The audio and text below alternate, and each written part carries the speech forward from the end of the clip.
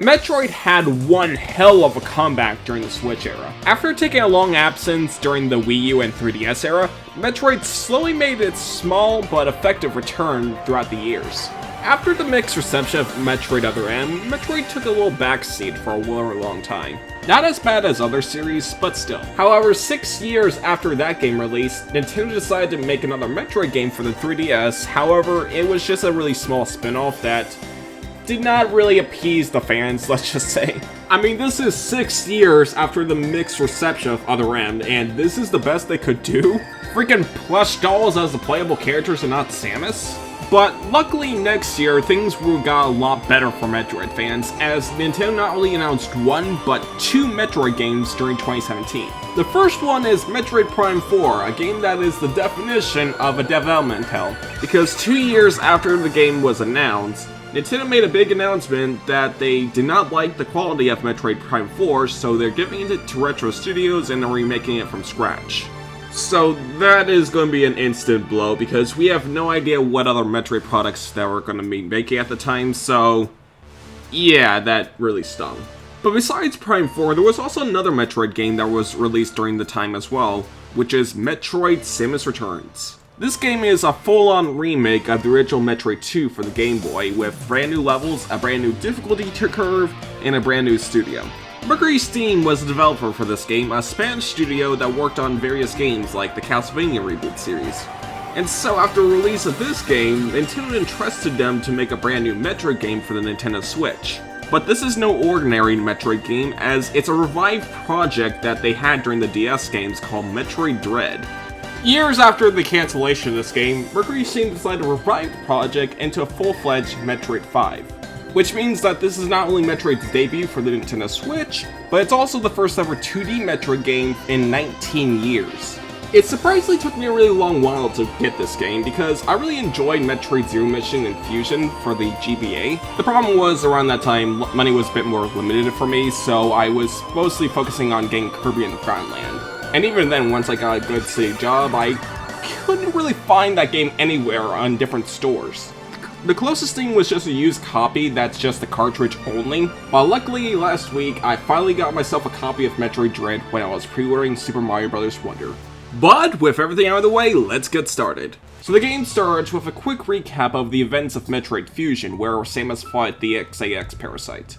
After escaping the ship with the parasites, everything thought it would be over with, but unfortunately, it turns out that some of the X parasites might have survived. The Galactic Federation then sends out special robots to investigate. Unfortunately, it never came back. So of course, with everything else left, they send out Samus to investigate the planet.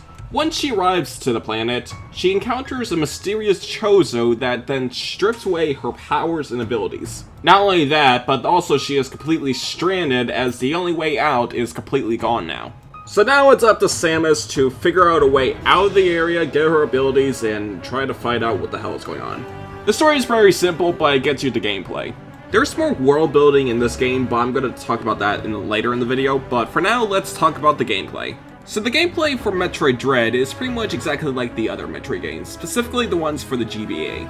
You're exploring various dangerous areas, trying to defeat all the aliens that are trying to attack Samus, and try to upgrade all of her equipment. But since this is the first ever 2D Metroid game that's in full 3D instead of just sprite-based games from the past, they do a lot of stuff for Metroid Dread that evolves the gameplay in so much amazing degree.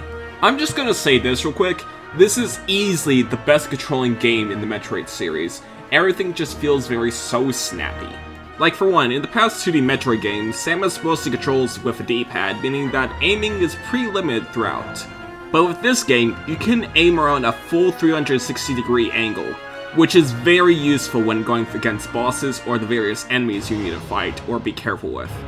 Because the enemies in this game are very lethal, and they will kill Samus, so it's best to use all of your abilities as you can to defeat them and try to survive. That is why, with Metroid Dread and I think Samus Returns as well, they gave Samus a brand new move, which is the parry move. So throughout the game, the aliens will have a special attack where, if you see a little flash of light happen, Samus can parry it and do an effective damage, killing them instantly. Which is very satisfying to do so once you finally figure out the pattern and timing through all of it. And you're really going to need to use the parry once you try to face on the brand new enemies for Metroid Dread, the Emmys. Now, these are the enemies that were mostly promoted for Metroid Dread. These are pretty much surveillance robots that will kill Samus up front. And Samus cannot do anything about it because they are completely durable. Not even her missiles lay a scratch on them. So all Samus can do is just run in and avoid them. I'll be completely honest, when I first played through this game, I was completely terrified by them. But once you get more abilities, they become less and less scary, but even still, that first encounter is still very chilling. The only way to defeat the Emmys is to find these little alien eyeball things, where once you defeat them, you'll get a special power-up that can destroy the Emmys. Most of the power-ups are pretty much the usual Metroid things, so I'm not going to say all of them. But I gotta say, I really love the new missile move, where if you just hold down and aim multiple areas, you can do this effective missile launch. Very effective when you try to beat the bosses in this game. And speaking of bosses, they are very amazing in Metroid Dread, honestly the best in the series. Since we have 3D graphics now, they have an insane amount of scope with the bosses and how intimidating they are. One of the coolest aspects of the bosses is that they have a certain risk and reward feature where, if you parry them at the right time, you can stun them to get a cool cinematic cutscene where, if you just wail on them with missiles, you can defeat them quicker. And I really love the boss designs in these games. They have this really unsettling, unworldly look to them. And it's really cool to see them showing some love to classic characters like Kraid, for example. And overall, the gameplay of Metroid Dread is just really good. All the areas in this game are just really well crafted and has a lot of great secrets to get collectibles and such. It is very satisfying to upgrade Samus to get stronger and stronger throughout. But just because Samus is getting stronger doesn't mean the enemies won't get stronger as well, because the enemies in this game can be very challenging, especially with the various Chozo soldiers you can fight throughout the game.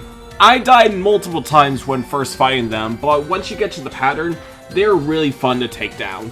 And that's why I can describe Metroid Dread. It's a lot more harder than the other Metroid games, in my opinion.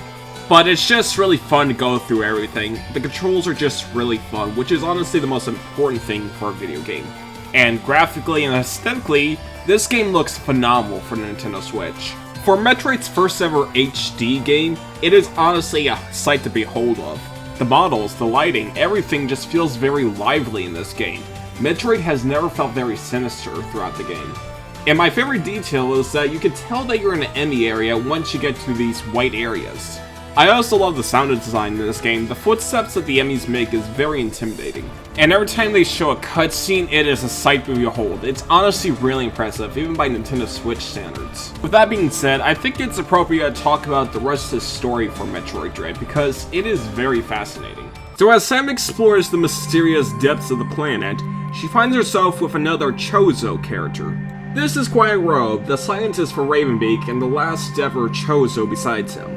He then explains the story about Ravenbeak and his plans to take over the galaxy.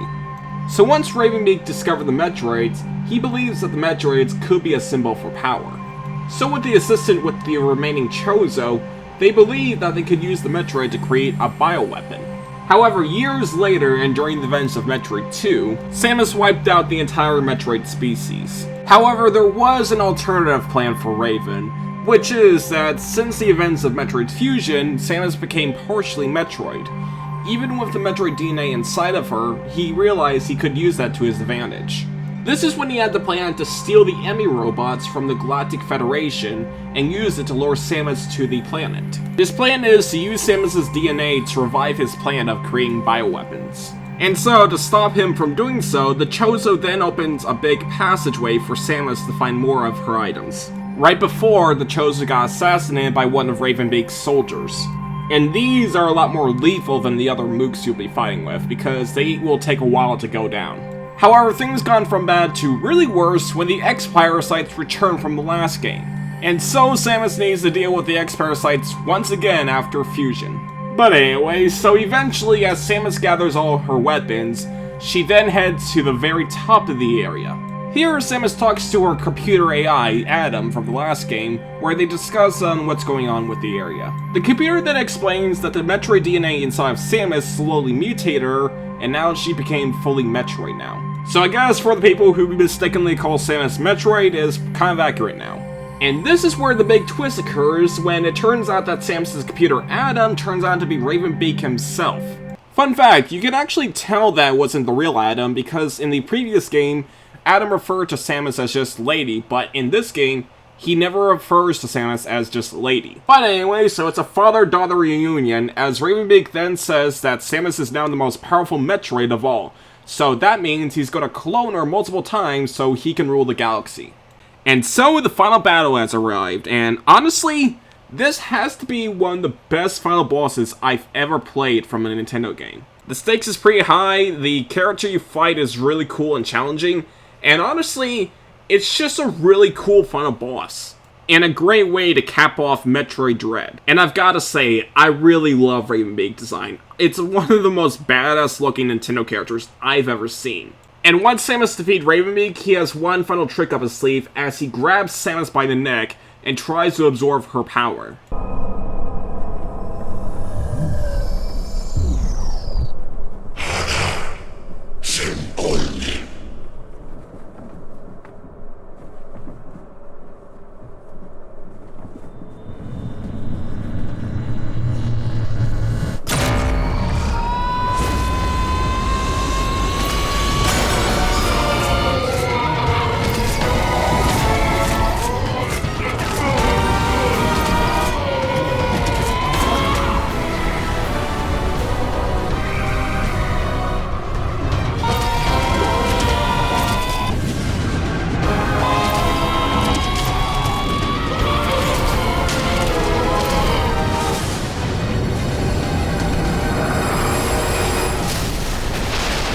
Wow! Just wow. Samus literally transformed into a literal Metroid. That is really freaking cool. But anyway, so as Samus destroys the ship, Ravenbeak still survived it, but on his dying breath, the X-Parasite then infused to him and turned into this beast thing. Basically a chimera between Kraid and Ravenbeak. But fortunately, Samus was able to take it down with ease with this powerful hyper beam that she had. She doesn't even absorb the X-Parasite as she just destroys the remains of Ravenbeak, killing him once and for all. And of course, as any other Metroid game, a timer kicks in. However, unlike those games, Samus has a freaking laser cannon that just shoots out like this. Blur. So once Samus enters the ship, she realizes that she cannot interact with the ship because she is in this weird form. If she interacts with the control panel, she will absorb the ship, potentially destroying it. And that is when the zombified friendly Chozo appears, giving Samus the ability to go back to normal. And thus, Samus escapes the ship before it blows up, ending Metroid Dread. This is honestly a really fantastic game. Honestly, my favorite Metroid game in the entire series. I've put this game on my backlog long enough, and once I finally played it, it was honestly a terrific time. In fact, funny story, the following footage you use is actually from my second playthrough, because as for my first one, well, I did record it, but the problem is that the video footage was in such a low quality I could not use that at all. But honestly, I didn't really mind it. In fact, it got even better on my second playthrough, because once you know what you're doing, it's just really fun to blaze through the game in glory. And honestly, I feel like that's one of Metroid's strongest aspects. It is a heavily replayable game. It is honestly just a joy just to explore these areas, trying to get all the collectibles as much as you can, and get very powerful. This is definitely the Metroid game to get, and it's definitely a great comeback for Samus Aran. But speaking of second playthroughs, I think it's time to revisit a game that I talked about on this channel earlier this year. So the next time we'll be here, we'll be seeing a revisit of Sonic Frontiers. The game got a lot of DLC this year, so I cannot wait to talk about it. But that'll do for today, so thank you for watching and I'll see you later. Bye bye!